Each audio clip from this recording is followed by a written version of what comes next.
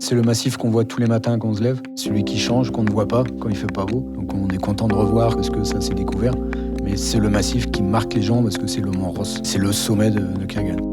Les volcans sont l'essence même de l'histoire des Outre-mer. Qu'ils soient actifs ou éteints, terrestres ou sous-marins, ils s'élèvent, menaçants, rassurants, magnifiques.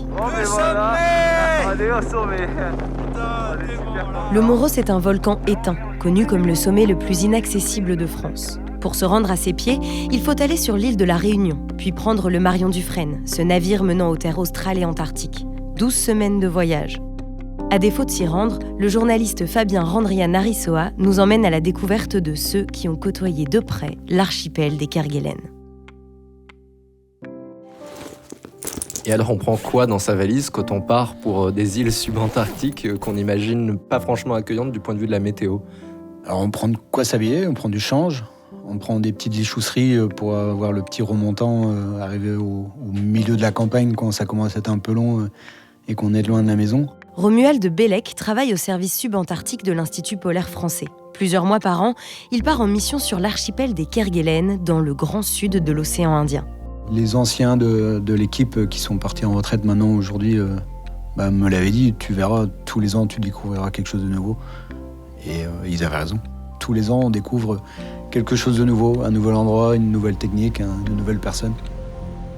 Sur place, pas de population permanente. Les seuls résidents sont les membres de la station scientifique. Et leur nombre varie de 60 à 120 selon les missions. Michel Chapon a été le premier préfet des terres australes et antarctiques françaises au début des années 2000.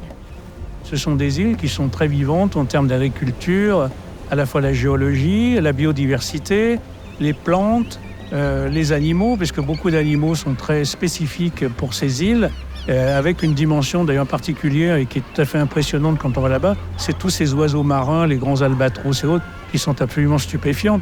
Puis bien sûr les manchots, les éléphants de mer, les otaries, enfin bref, etc. L'archipel des Kerguelen est une terre du bout du monde. Scientifiques et manchots doivent faire face à des vents pouvant atteindre les 200 km/h. Ce sont les 50e hurlants. Des coups de vent soudains et violents, des tempêtes et une météo instable qui rendent particulièrement difficile l'ascension du Mont Ross. L'acharnement pour l'approche, c'est vrai que s'il n'y avait pas été, il n'y aurait pas la course. Et ça a été un acharnement, et surtout dans l'idée de se dire, bon, on me brasse jusqu'au ventre dans l'approche, et mais ça va brasser les temps dans la voie, mais tant pis, on y va quand même. Parce que là, physiquement, déjà, tu donnes, et puis tu te dis que bon, faut encore garder des réserves, parce que il y a le sommet, puis quand tu es au sommet, tu es vraiment loin de tout, quoi. Tu es dans cet univers qui est complètement magique, puis qui est complètement inhumain aussi. C'est-à-dire qu'on sait qu'on y laisse une trace très furtive, et puis qu'il faut vite s'en échapper. On a senti qu'on pouvait être très fragile là-haut aussi, quoi.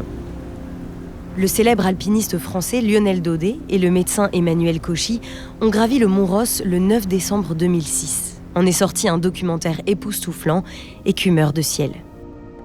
Je crois que c'est le plus beau sommet qu'on ait jamais fait, quoi. Mais c'est incroyable, c'est quoi. clair, ouais. Incroyable. C'est les plus belles choses que j'ai jamais eues de ma vie. C'est pour voir, hein, ça fait des grosses boules comme ça, c'est vachement givré, mais c'est féerique, quoi. Avec la mer en face. Et puis le soir, ça prenait des couleurs pourpres, mais jamais on a vu des couleurs. T'as déjà vu des couleurs comme ça sur la neige? Parce qu'on a commencé l'arête, et puis après on l'a perdu. Puis en fait, on était dans des champs, mais c'était dantesque, tu vois, de pétales et de vagues figées, comme dirait-on. C'est vraiment un cheminement, mais c'est logique, et en même temps, c'est tout un chemin, là. Ça finit dans des pentes vachement uniformes, à combien, 60 degrés, avec des coups de cul, 90, 60, 70, ça avait des coups de cul. Le Mont Ross est gravi pour la première fois en 1975. Aujourd'hui, il reste un géant indomptable, couvert en partie de glaciers et difficile d'accès. Son ombre domine l'archipel désertique des Kerguelen et il veille sur les manchots et les scientifiques venus passer quelques mois en son royaume. Pour découvrir l'épisode complet de Le Mont Ross, Vivre au pied d'un volcan, rendez-vous sur toutes les plateformes d'écoute. Vivre au pied d'un volcan, un podcast d'Outre-mer la Première, coécrit par Grace Leplat et Fabien Randrian-Arissoa et produit par Natif. La direction éditoriale est de Fabrice Auchard et Jean-Marc Party.